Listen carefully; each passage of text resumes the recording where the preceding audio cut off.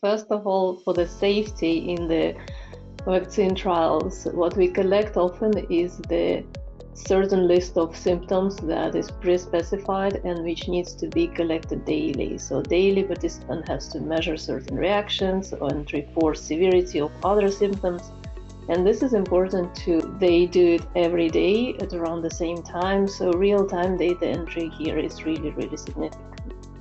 It's also important if we have a longer-term follow-up for the patients to have a possibility for the patient, but for the participants, to inform the site about any other medical events that are happening to them. Because as we said before, this is a healthy people and they normally are not expected to develop diseases. They don't have a disease and the symptoms.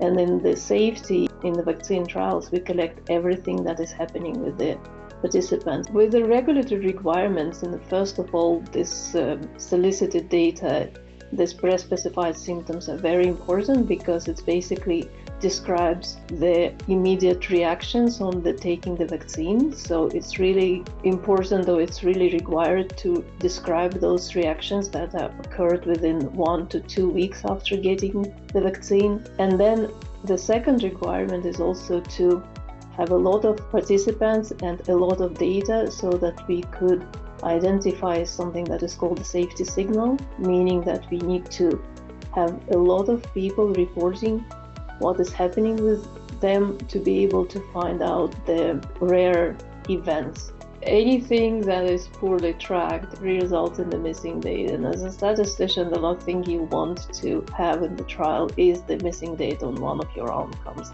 And especially because safety in vaccine clinical trials is relatively easy in a sense that we don't really have a huge amount of serious adverse events or pre-specified events, or events when we're giving a drug, we know that it's going to cause some harm to the body and we want to look at it. And it's not like this in the vaccine trials, but nevertheless, you don't want to have the missing data. You don't want to have a perception that you don't observe adverse events because you simply have a lot of people dropping out and not reporting the safety symptoms.